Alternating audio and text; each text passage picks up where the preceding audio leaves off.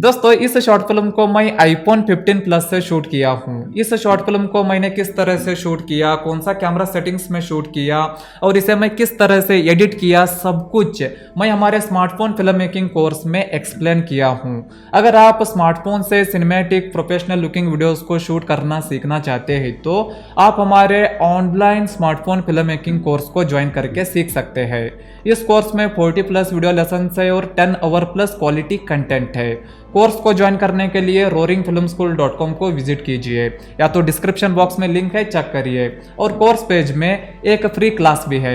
आप कोई भी स्मार्टफोन को यूज करके, चाहे वो एंड्रॉयड हो, आईफोन हो, सिनेमैटिक वीडियोस को शूट कर सकते हैं। शूट करते वक्त मैनुअल कैमरा सेटिंग्स का इस्तेमाल करिए और प्रॉपरली कंपोजिशन करिए और स्मूथ कैमरा मूवमेंट्स को करिए। सिनेमैटिक वीडियोस आ जाते हैं। अगले वीडियो में फिर मिलते हैं। Thanks for watching.